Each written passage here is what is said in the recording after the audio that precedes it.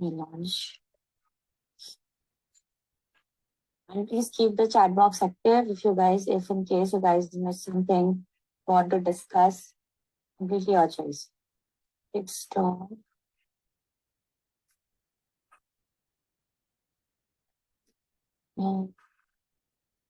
standard normal distribution. Meanwhile, before moving towards this question, or let's say this concept, let me just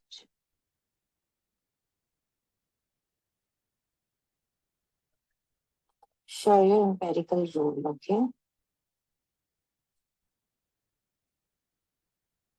This is very important why we are talking about this, because most of your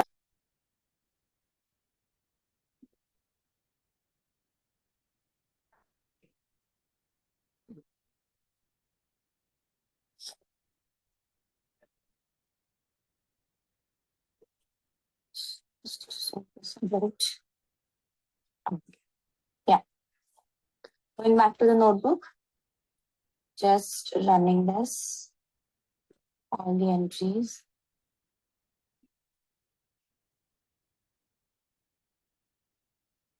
Let run.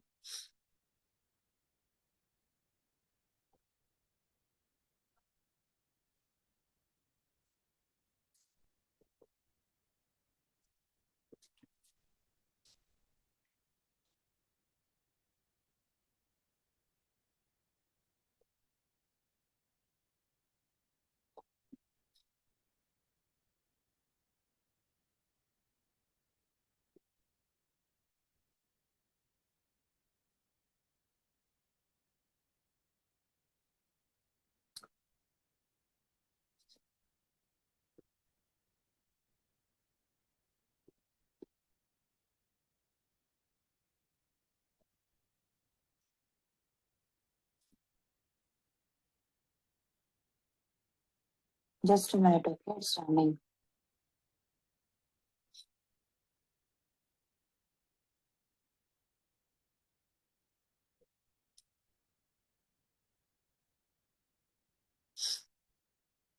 Meanwhile, let's have a quick discussion till it is running.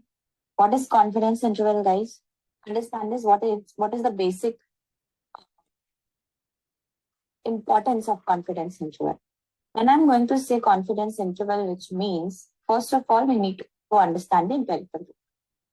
Empirical rule says that if your data set is in standard normal distribution, it is very important thing to understand that what is 1 standard deviation, what is 2 standard deviation, what is 3 standard deviation. Okay, you can see this is your data point and we are having 68% chance, 95% chance and 99.7% chance. Okay, you can see how this is falling under the standard deviation. Okay, you can see this is the standard deviation third. This is the second standard deviation and this is the -1 standard deviation. Now understand one thing, area under the curve. Okay, when I'm saying area under the curve, you can see it is forming a bell-shaped curve. You guys understand that? What is bell-shaped curve? Why always the graph of standard normal distribution comes in a bell-shaped curve? What is the reason behind that? When we say something is normally distributed, which means it is containing the data set of all the type, entries of all the type, but it is in that format that no entry is going in the bias direction, which means we are not even having some extremely large values. We are not having extremely small values as well. Now you can see once the data is in standard normal distribution, up till 3 standard deviation, you will see the area under the curve is very small. Okay, because here till here we understand that value could be extremely large or extremely small as well, based on or according to the data set coming under the 1 standard deviation. Okay, so you will see once we are going towards the standard deviation, where the standard deviation is increasing, you will always find the slope of the graph decreasing, or area under the curve as very small. Okay, so empirical rule says that within 1 standard normal standard deviation, you'll be having 68% of entries, or you'll be having 68% of chance you will get your entry within this. Now, when you're having the entry within second standard deviation, it says that there are 95% chance that within this standard deviation, most of your entry will fall under this area under of curve. Now the third says that 99.7. You can see this 99.7 is covering 3 standard deviation and the area under the curve is this much. Okay. If you guys remember, we always use confidence interval within these two categories. Okay. And also the value of a Z or Z is going to vary for finding the confidence interval based on these two categories. Once you are having your acceptance range or acceptance level or confidence interval as 95%, you'll be having the value of Z something else. When you are having the confidence interval 99.7%, you are going to have the value of Z as something else. Okay. Now, once we understand what is this 1 standard deviation, 2 standard deviation, and 3 standard deviation, don't forget the percentage rate. Do you guys see that? When we are talking about 68%, we are falling area fully under the curve. Can you see that? My every entry is going to be within that curve of 1 standard deviation. But since we talk about 95%, you can see some of the entries are left. That gives you the chance of two things to understand that area under the curve, we call that as acceptance range, and area after the -3 or +3 standard deviation, we call that as critical point of the rejection rate. What is the ultimate goal of confidence interval? Suppose you know the sample mean. Suppose you know the sample standard deviation. Or suppose you know any other statistical parameter for the data set. Now you want to find that for whole population. Okay, how you're going to find that? Because you guys know, if you are going to draw different samples from the data set, there is a possibility that mean is going to vary every time. Okay, so finding the statistical parameter for whole population will become difficult. Since my mean is varying every time with sample, I cannot rely on samples mean every time. So what I do, I draw multiple samples from the population and I try to find the mean of those samples. Now, once I understand what is the mean of those samples, I'll find a desired range where every entry of the mean is falling. And I say that with 95% or either 99.7% of confidence interval. This is very rare, 99.7, but still. With these two values, we say that my area of, or let's say, my value falling under these 3 samples for any statistical parameter is going to be same with 95% for the population. There is a possibility or 95% chance that my mean is going to lie within this range for the population. Or we can also say that we are having 99.7% of chance that my mean is going to lie within the population. Whatever range we are having, then from that range, I'm going to put up some value that is going to be exact value of your population. But we cannot find with whole precision. That's why we deal with the confidence. Okay, that we know that within this desired range, we'll be having some data point that is going to be the statistical parameter or mean or standard deviation for whole population. Okay, that was a confidence interval. Now today's topic, before starting, we will understand two things. What is critical point? What is acceptance range? Okay, because for understanding the Z-score, this is very important topic or concept. Okay, and I'm hoping we are not having any sort of questions till here. Okay. Just a second. Guys, anybody has the drive link? Could you please drop that in the chat box? It would be a great help.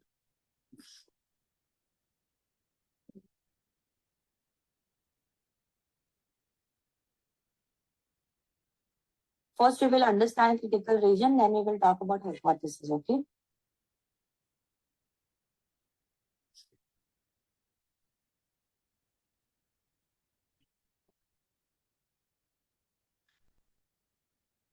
Okay.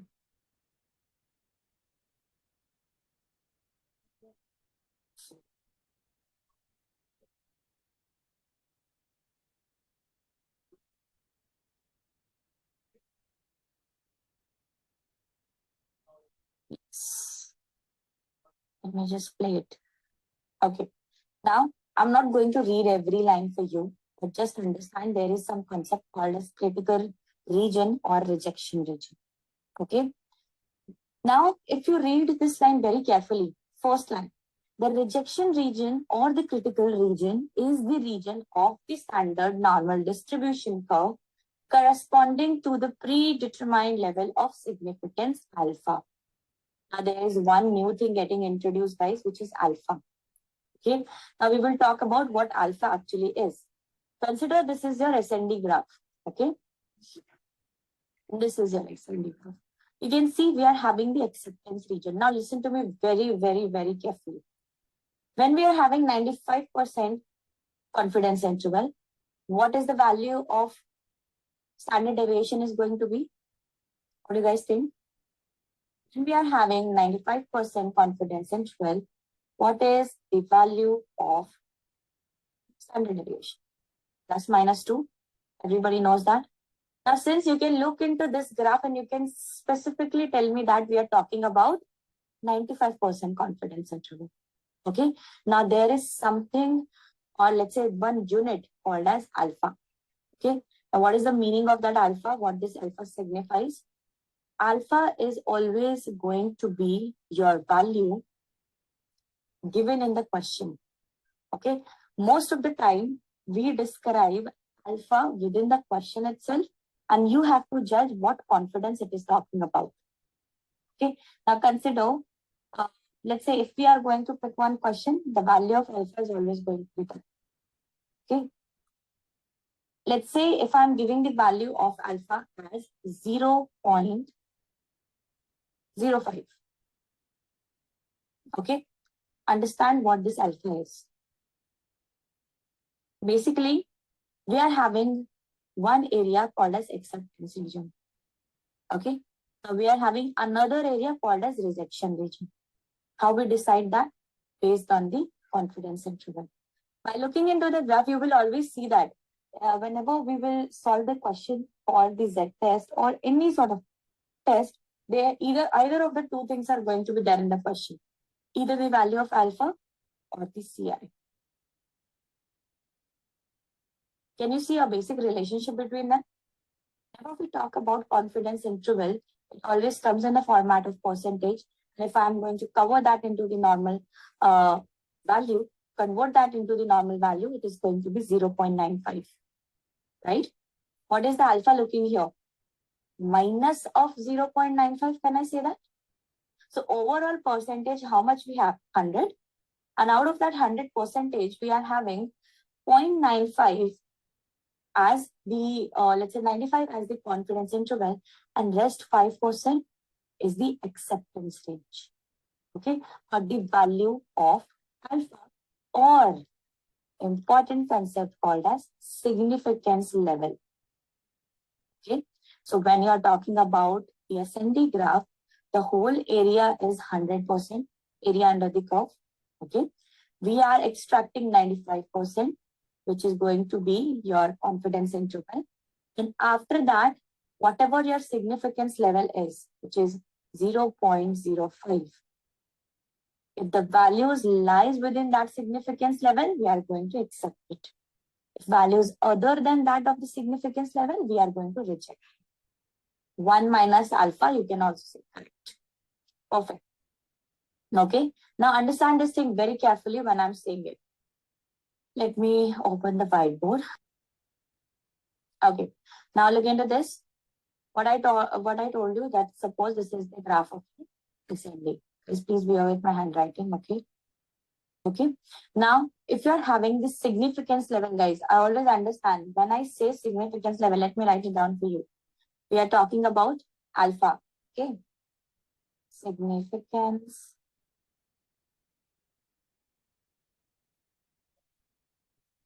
level. Okay. Just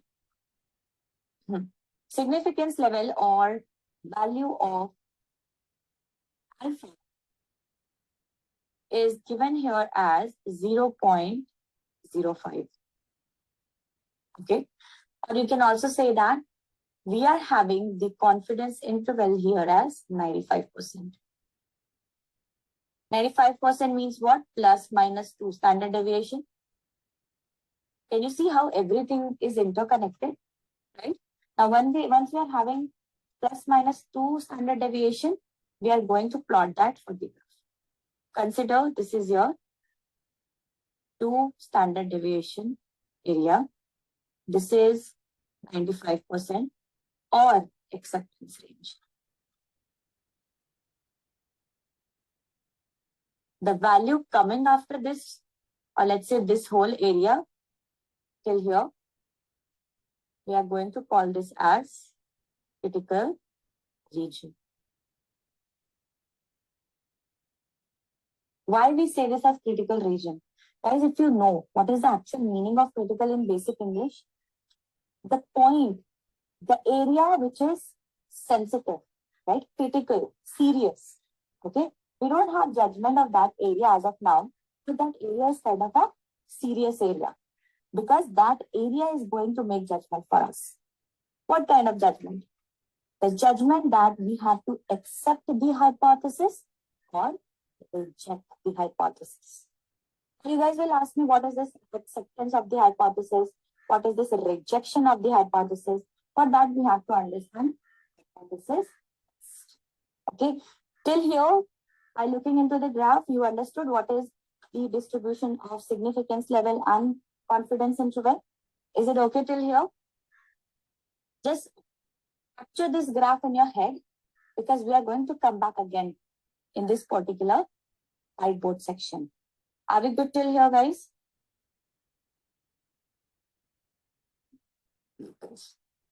Yes.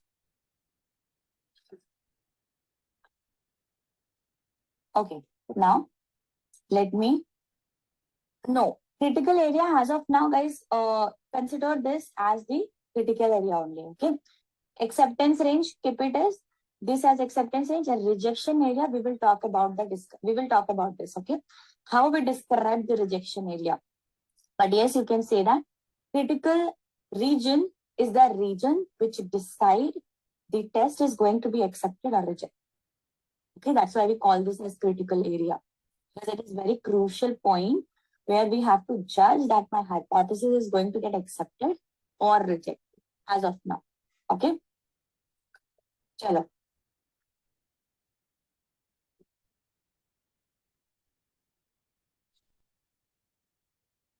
Chalo. And how we can judge the hypothesis? That is also a very good question. Okay, but I'm not going to ask you. I will tell you. But before that, you have to tell me, what do you guys understand from hypothesis? Because it is very important, guys, okay?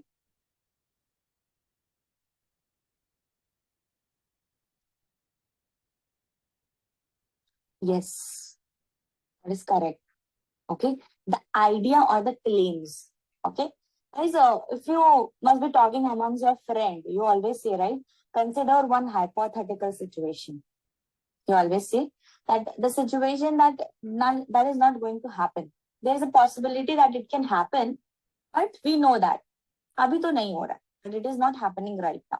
Okay, suppose if I ask you consider one hypothetical situation where you own 10 restaurant chains all together and you are managing it. Sounds good, but is it real? No. Can you guys make it real? Of course. If you are going to work enough hard, of course, you are going to make that achievement in a certain moment of time. So the activity or the situation which is not true, we don't have the idea that it is going to get true, but yes, there is a possibility that it can become true in somewhere near future. So the possibility of situation becoming true, that is what we call this as hypothesis. Okay, I'm going to give you multiple hypothesis conditions, and based on that, we are going to judge if it is going to get true or false in near future. You need to understand why we are talking about hypothesis that much. So,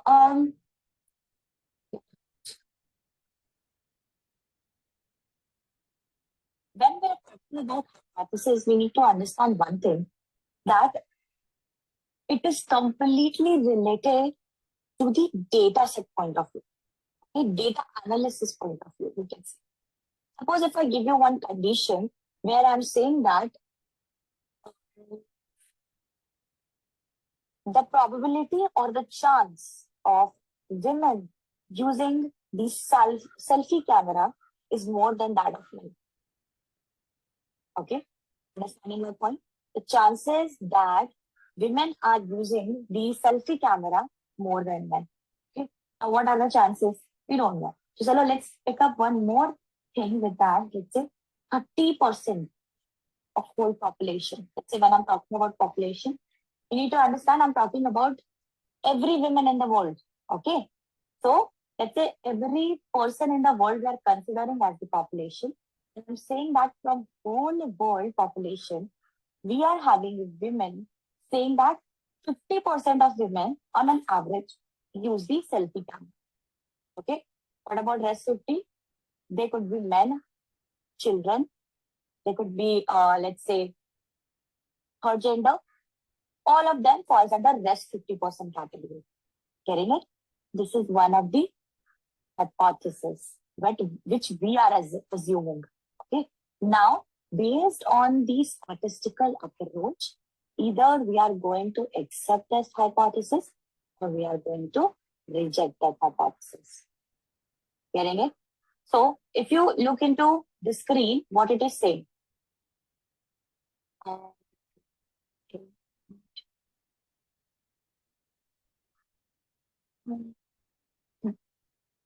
Okay, hypothesis and hypothesis test. If you look into this, a hypothesis is an assumption about an expected association.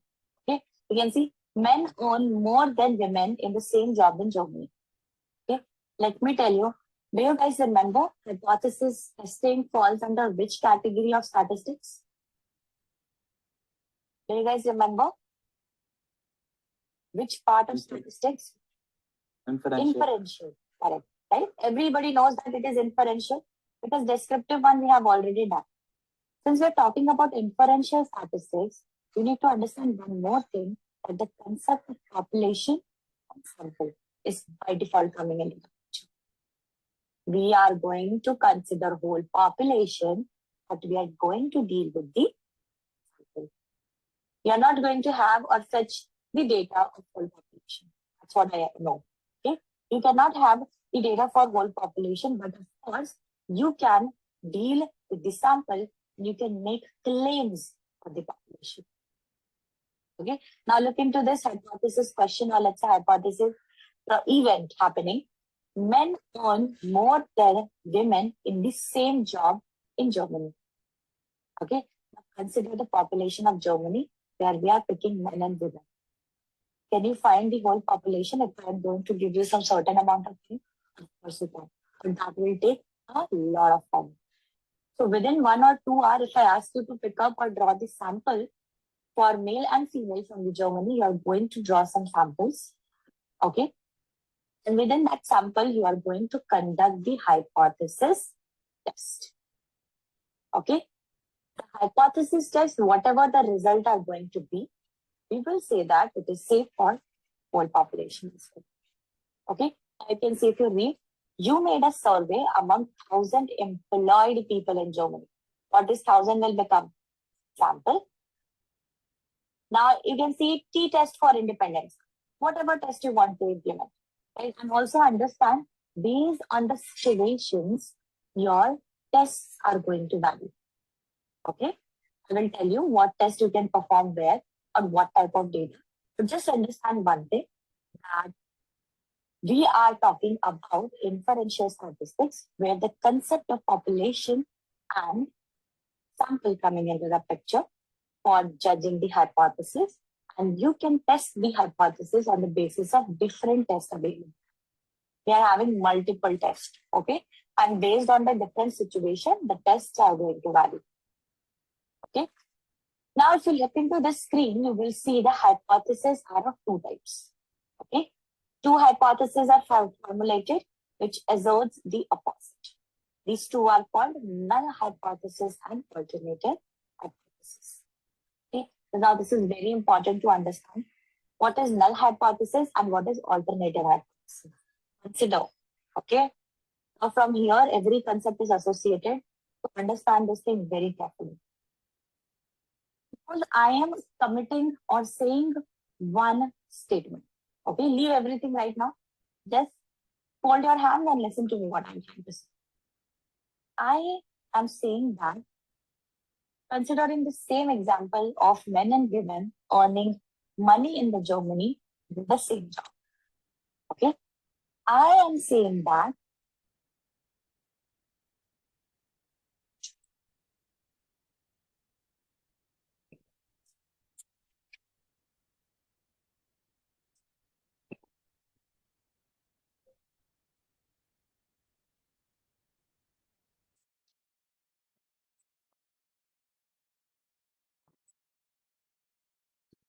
on the basis of the amount, let's say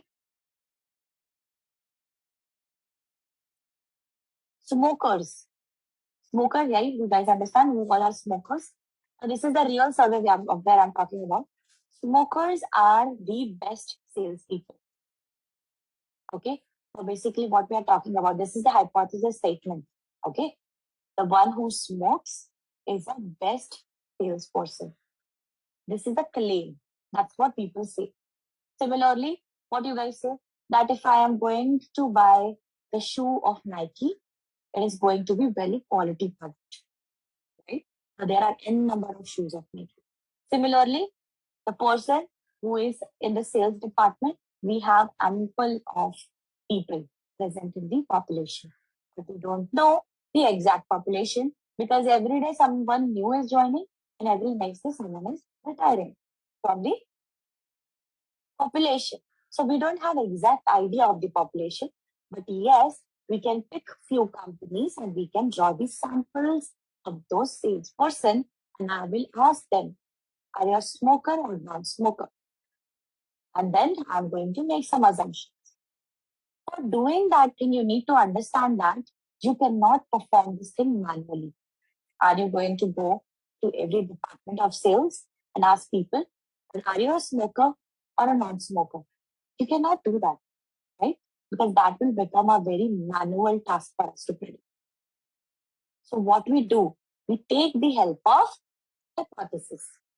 Now, hypothesis says that all the salespersons are smokers, or let's say smokers are the better salesperson, right? So what I am going to say that this is the null hypothesis.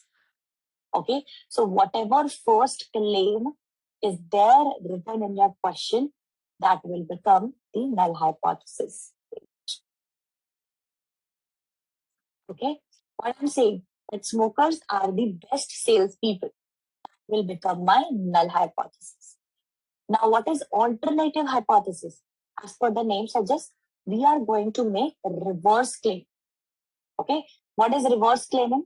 I'm going to say that not all the smokers are best salesperson. There is a possibility that some of the smokers, they smoke too much and they don't perform well in the sales activity. Now, since you are having two options or two outcomes, do you understand? There is a saying in Hindi, ek sikke ke do pehlu, right? Similarly happening here. For some situation, you will be having two different outcomes. One outcome is saying that it is true, perfectly fine. Smokers are the best salespeople. Alternative situation is saying that now there is a possibility that not every smoker is the best salesperson. What we have to do within those two situations, we have to find which is the correct one. How we are going to do that? On the basis of the samples which we are going to draw. But how this is going to happen? How you are going to find it? With the help of hypothesis testing. Now, since you are having two situations or let's say two outcomes for every hypothesis, you need to understand that we have to test the hypothesis and find the exact correct one. What is the actual claim? Now, what is the claim of the to the population? It is going to become the claim to the, sorry, what is the claim for sample? That is going to become the claim for whole population.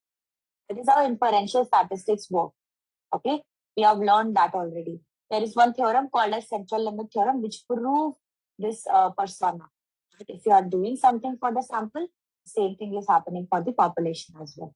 Okay, this is the full proven activity. I'm not saying from my end.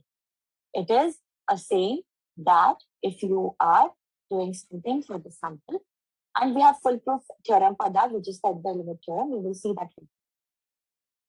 So first we are going to find something for the sample, and later I'm going to perform the similar thing for whole population by saying that whatever the outcome of sample is, that is the same for the population. So getting it? What is H0? H0 is something written in the question. We are going to consider that as hypothesis. What is H1 and H alternative? H alternative is nothing but the alternative hypothesis. Okay, getting it?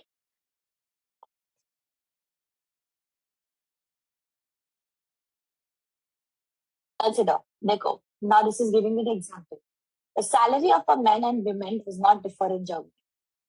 That is going to be a null hypothesis. Okay. What is the alternative hypothesis? The salary of men and women differs in Germany. Simple. So either of them you can choose null hypothesis or the alternative hypothesis, completely your choice. But whatever is written in the question, we consider that as null. And what is the alternative approach to a particular situation? We call as an alternative hypothesis. Getting it? Any questions?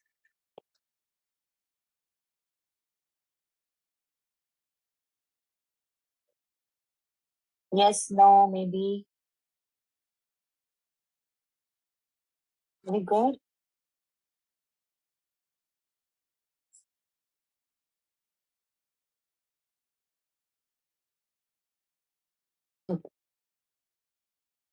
Sure. Now, when do you need hypothesis testing? That's all that already we had a discussion on. But look into this very carefully. Whenever you want to prove or say something about the population with a sample, okay? Whenever you want to make the claim for the population with the help of sample, that's when you are going to choose the hypothesis test. Aim of hypothesis testing.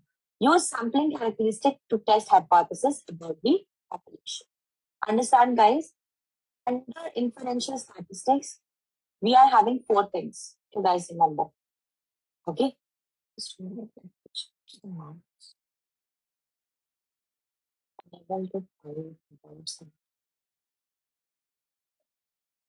Just a second, okay?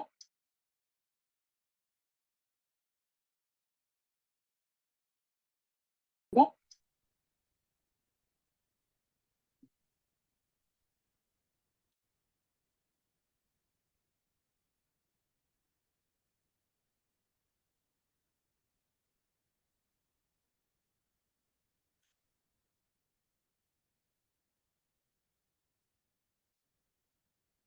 Yes. So what we were talking about, what is the need of hypothesis? Why do we need hypothesis, right?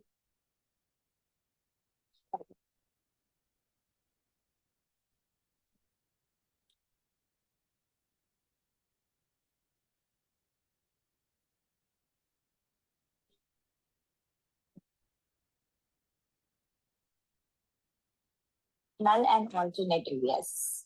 So we talk about this thing already. Now we have to test the hypothesis that is going to happen with the help of some certain type of a test. Yeah. Now let me give you one more example before moving into the, let's say, critical point or acceptance range or rejection range.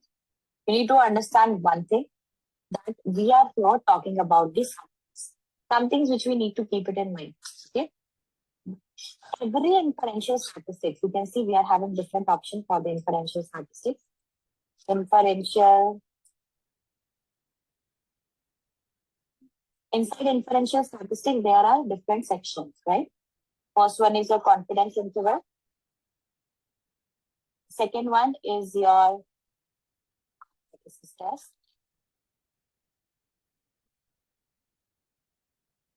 Third one is your central limit theorem, right? And the fourth one is your regression models or regression techniques. This all falls under the inferential statistics. Understand these four have their own purpose related to the population and sample. Okay. Once I'm going to say that we are talking about the population, let's say when I'm going to say that whenever I'm talking about the statistical parameters, which I want to find for sample, and that is going to be same for the population, we are going to talk about confidence interval, right? When some statistical parameter is missing from your question, and you want to find that for your population, okay? So in that case, we choose confidence interval.